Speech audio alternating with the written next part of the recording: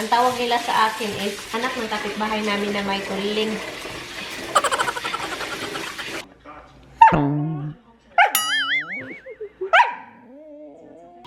Ayaw ng parents yung boyfriend mo, so mag-rebelde ka kasi ano, ayaw.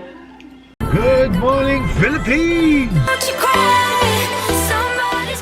Say good morning. Oh, Gino, that's a really good morning.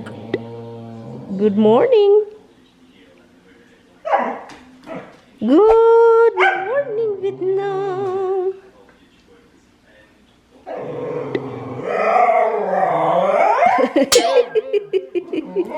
Say good morning. Say good morning. Good morning, guys.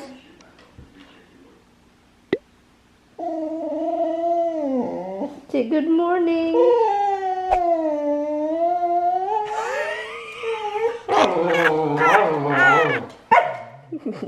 I love you na. I love you. Good morning. Say good morning first.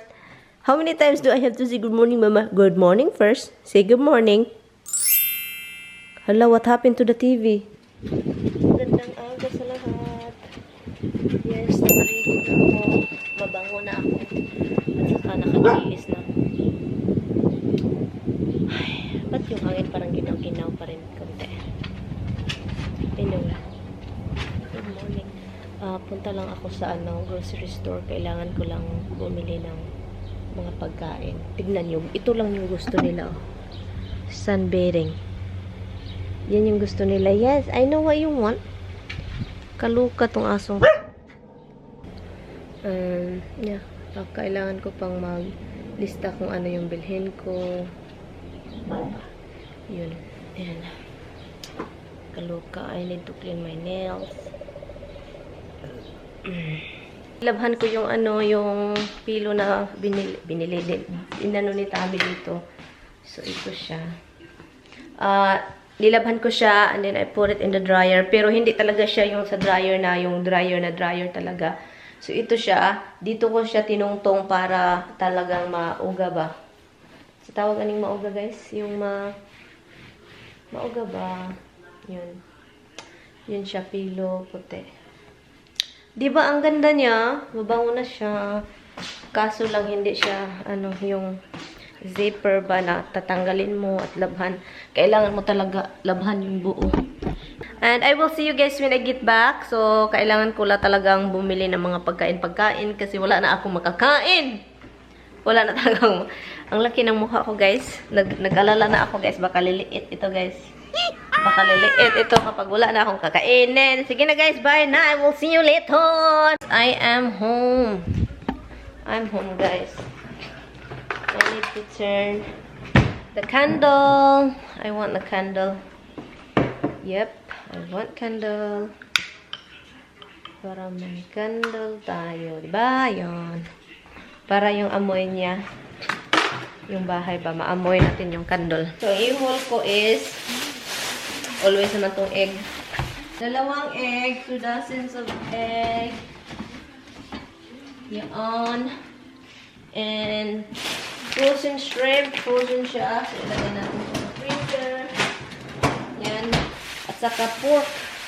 Siya, pork chop with fat. Because gusto ko siyang i-mix sa imumukbang ko. Ikatat ko siya ng pieces. Small pieces. Oy, pieces talaga ba? Creamer. Malaking creamer. Ma-pork talaga ako, guys. Ito, guys. Pero pork rib siya. BB back ribs. This is gonna be so good. Lulutuin ko siya.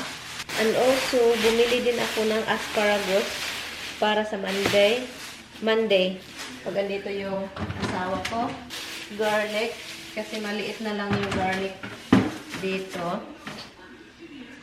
And, baka pupunta dito yung sister-in-law ko. So, bumili ako ng prutas para masima-sima.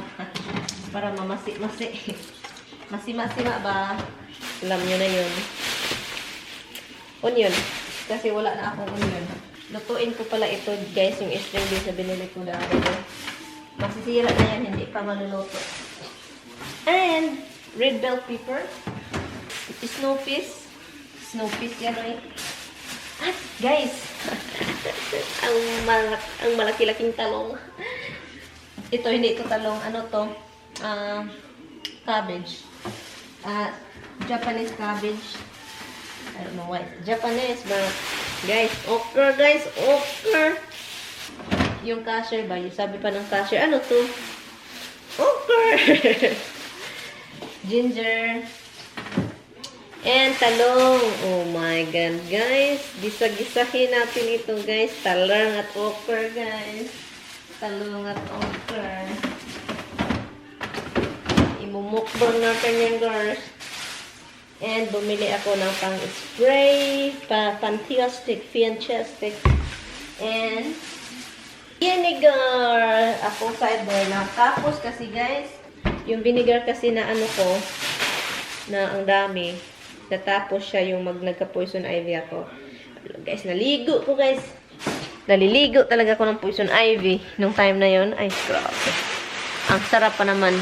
Pagkatapos mong katihin, di ba, magkasugat-sugat yung skin mo. Lagyan, budburan mo agad ng vinegar. Resulta, agoy-agoy. Dada na! Dada!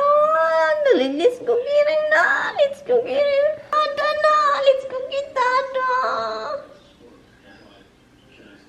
Who wants some bunchi? Who wants some bunchi na? Dada na! Dada na! Dada! Who wants some bunchi na? Who wants some bunchi? Who wants some bunchi? Dada na! Dada! Dada na! Who wants some bunchi na? Dada! Bunchi na! Oh, dada na! Who wants some bunchi, guys? Roxy, let's go get out this way. Come here. Let's go. Let's go get Dada. Dada's this way. Kailangan ko ng kuku. Magpirito ko okra og talong. Okra og talong. Talong, long, tapilong. I have a brother next to me. After me, guys, lalaki. Ang pangalan, Longlong. You know, everyone ubasa ba nickname? You know na, kaming lahat na magkakapatid may nickname. I mean, meron namang nickname pero may tawagan kami sa isa't isa. Ganun po ba kayo, guys? Yung may tawagan kayo. Ang tawag nila sa akin is Christy. O Barte. Tawag nila sa akin Barte. Yung kasunod sa akin is Christy. Ang kasunod niya is Tipasi. Ang kasunod ng Tipasi, lalaki pa rin. Ano? Saan ito si Dodong? Tibor. Tibor. Ang pagkasunod ni Tibor, Erning. Pagkasunod ni Erning, Ture. Oh my God. Alam niyo ba kung nasaan namin yung pangalan? Yung mga pangalan na yun, guys, is pangalan ng mga tao dun sa bahay. Sa bahay. Pangalan ng mga tao sa lugar namin. So, yung Christy, yung akin is Barte, is yung para daw akong anak na kapitbahay namin na si Barte. Yung kasunod sa akin naman is si Christy. Para yung si Barte, may anak na babae, pangalan Christy. At saka parang sinungsong, parang inano-ano ba, parang inawag kong ano-ano, paris-paris. Pagkasunod yun, Tipasi. Ambot, hindi ko alam kung bakit naging Tipasi, sinik-nik eh. Yung kapag maglagot, diba, kapag nagagalit kami, yun ang tawag namin sa isa't isa. Hindi ko alam kung bakit naging Tipasi yung pangatlo namin. Ay, mahilig siya magkuan ng Tipasi. Yung sa humay, yun diba yung humay, kapag binubulad mo, kapag inano mo, paarawan man yun, diba, yung humay, paarawan. So, mahilig siya kumain ng Tipasi. At saka yung mga ano sa yung cover sa Tipasi, andito nakapalibot sa bunganga ni ayaw niyang tanggalin kasi di ba yung mga taga-bundok, mga ganyan, yung pangatlo namin mahilig yung mga ganyan tipasi. So tawag namin sa kanya tipasi. Ang kasunod naman is tibor. Para kasi siya yung kapitbahay namin na tibor ang kapitbahay namin din. Para kasi siyang si tibor din. Parang ganun. Ang pangatlo is si Erling. Yan, pangalan naman namin niya yung kapitbahay na yan. Para kasi siyang si Erling. Si Erling is, yung si Erling pala is anak ng kapitbahay namin na may tuliling. Yung si Erling. Yung si Erling, kapitbahay namin, may anak siya na tuliling, Erling pangalan. So, pinares-pares namin yung kapatid namin, pang-apat. 1, 2, 3, 4, yung pang-apat. Mga bata pa kami guys, mahilig kami mga ganun-ganun. At saka, pagkatapos nun, alam niyo ba, si Tibor, hindi namin napangalanan is yung bunso namin lalaki. Mga malalaki na kasi kami guys. Malalaki na kami. At I don't know kung meron silang pangalan sa kanya. Pero ako kasi matagal na akong wala sa kanila. So hindi ko na napangalanan. Kasi mayroon ganyan kasi kami guys eh. Mahilig mag-nickname. Mga sungog-sungog, kung sa Bisaya, sungog-sungog. Saka kung magkaaway, ganun ang tawag, ganyan. Palaguton ba? I don't know if everyone do that, but kami guys, ganun kami guys. May mga tawagan talaga. Ay, nako. Tipasi. Yeah, I'm not talking to this Mrs. Anderson, but those kind of records dating back, 35 years, we're so happy. We're a small, private university. Just didn't have the resources to present it. Right. You have a daughter? Do you mind? With the information that we have, that's what we have our family, just like yours.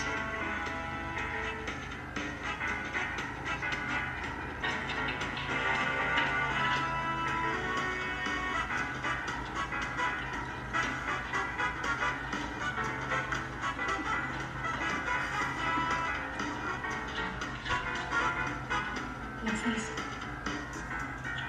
That's the home address of Constance Abrams. Should have been read in that sense. You know, it's at the same time, you're not going to put it in. If there's something to know, she'll know. I can't take any change. Just promise me. Whatever you cross, you'll do the right thing with it.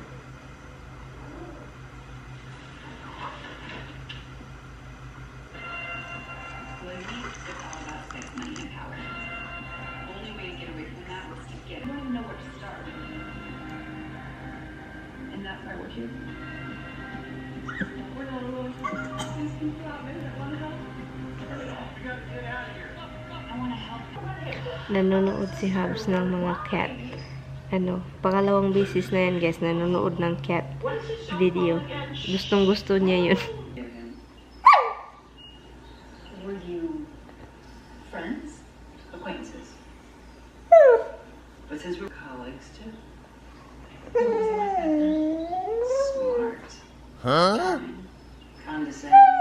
See, nothing, I don't know. I guess back then it was more of a job. And what she did, but still, the sexual relationship between a TA and his student was not looked too fondly. What happened? As far as I recall, they were supposed to be hearing, but on the day that they were supposed to testify, she never showed up. Where was she? No one knew. She was never seen again. I'm sorry. She disappeared into thin air. Just decided to earn their degree to leave Middlesex when the university concluded its investigation. Only John was the one with her.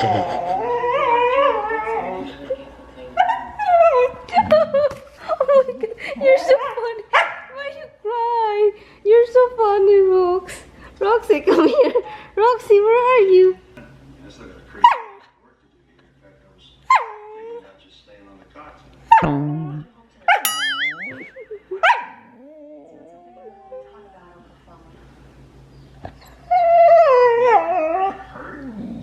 Nag-start na din akong mag-itchy dito, guys. Hindi ko alam kung bakit. Hindi ko gusto yung magsuot akong pula para hindi sa akin bagay ang pula. Iwan ko, hindi bagay sa akin yung pula na damit at saka Makati na dito. Ay, guys. Wala, hindi dumating yung kapatid ng asawa ko, so I guess. I'm sure wala. Wala. Gusto ko rin makita yung kapatid ng asawa ko na nagbisita para naman hindi sabihin na hindi ako nagpakita. Pero I hope Monday sasama siya dito. So yun, para dito na lang kami magkita kasi para hindi na ako pupunta dun sa isang bahay. Sana hindi uulan, guys, kasi let me ask Alexa. Let me go ask Alexa. Alexa, what's the weather for today? Right now, it's 76 degrees Fahrenheit with clear skies and sun. Tonight's forecast has cloudy skies moving in and out with a low of 54 degrees. Alexa, is it going to rain? No rain is expected tonight. Alexa, is it going to rain tomorrow? No rain is expected in tomorrow. Thank you, Alexa.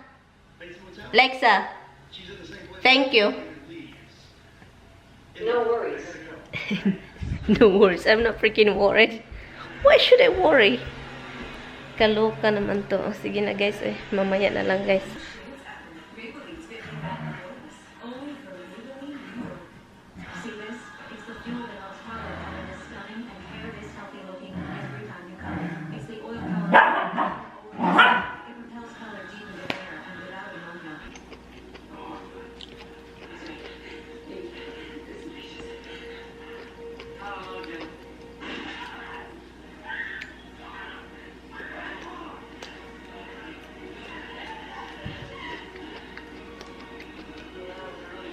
Alam nyo, itong Lifetime, may mga pinapanood ako ng mga bata. Yung mga teenager ba, di ba? Kapag teenager ka, hindi ka nakikinig ng magulang kasi ayaw mong pagsabihan, o ayaw kang mapagsabihan. And then yun, yung strict yung parents mo, ganyan.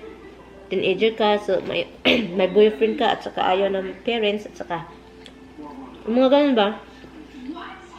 Ayaw ng parents yung boyfriend mo, so magrebelde ka kasi ayaw. Mas mabuti talagang makikinig, as in hindi matigas talaga ulo ng mga teenager. Ayaw nila yung pagsabihan sila. Kasi may mga parents kasi na sobrang strict na ayaw nila yung mga sobra na talagang strict na parang ginagapos na sila sa bahay or hindi na sila pinapalabas. Yun. Delikado na din yun kasi yung magrebuild yung anak nila. Alam niyo, so sobrang strict ng papa ko, yung papa talaga ko. Yung bunso namin na babae, may ka-textmate noon. At saka yung ka-textmate niya, nagkita sila, ganyan. Palaging pinagalitan. Kapagalitan palagi ba? Kasi umalis. Nagkita-kita.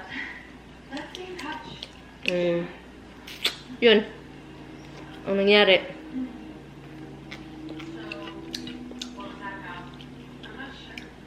Pumunta yung lalaki. So, nagalit yung ama ko. Sobrang galit talaga. Nagalit siya, guys. Sabi pa ng mga kapatid ko, galit daw. As in, daw, kinulata daw yung kapatid ko. Yung mga ganun ba? Kasi ganun kasi yung parents ko. Yung papa ko. Dapat talaga pakinggan mo. Masaktan ka talaga. So, dahil sinaktan yung kapatid ko, so parang disiplina ba? Pero iba yung pagdisiplina kasi yung style ng ama ko. Ganyan kasi yung kinalakihan nila. So, nadala nila sa mga anak. And, ang nangyari, So, naano yung kapatid ko, naawa ako ba? So, yun, umalis yung kapatid ko. Pumunta sa lalaki. Doon nag-start. Dahil sa sobrang strict kasi, ang nangyari, yung pumunta siya sa lalaki hanggang hindi na sila maghiwalay. Pero na lang magkasama. Pumunta yung lalaki kasi sa bahay. Daw. Pinagalitan daw. Abis formal na daw yung lalaki. Pumunta sa bahay. Pinagalitan. Yung taga-province pa ng mga ama. Mahigpit. Sobrang higpit. Ngayon, meron na silang anak. Ngayon, mahal na mahal nila yung apo. Na anak nila. Doon na palagi natutulog sa kanila. Kung saan sila, sinasama na nila. So, kayo din, kung mga teenager kayo, nag-aaral kayo, at kita nyo naman na pinag-aral kayo ng magulang ninyo ng maayos, sinuportahan kayo ba? Mag-aral lang maayos na lang. Yung mga tao na walang mapag-aral, ang hirap guys. Kung meron mga bata dito na nanonood, mga teenager, ang hirap. Tignan nyo ako. Walang natapos. Dahil sa hirap ng buhay. And ano pa ba? Mag-ano sa barkada. Kilalanin mo kung anong klaseng barkada meron ka, ganyan-ganan.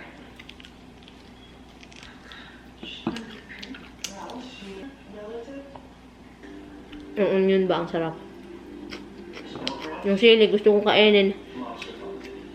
Nakatingin yung sirok sili sa baba.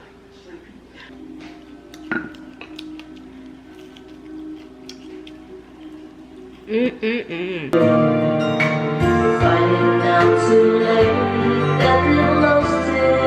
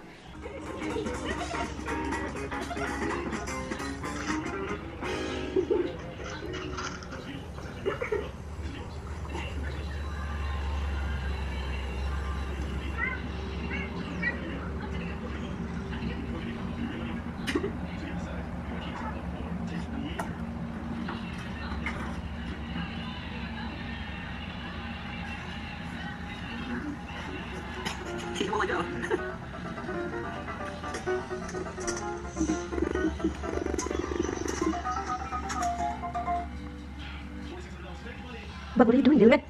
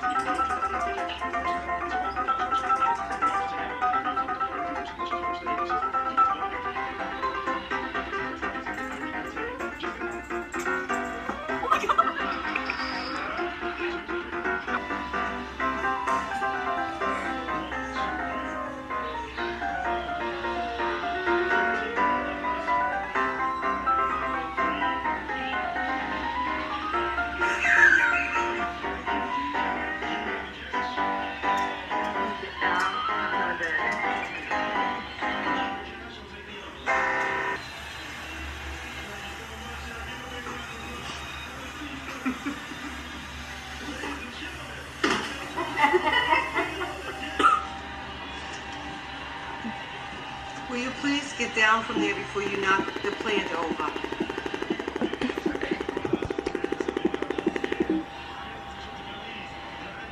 My bug enjoy it. I can feel his body, the nerves like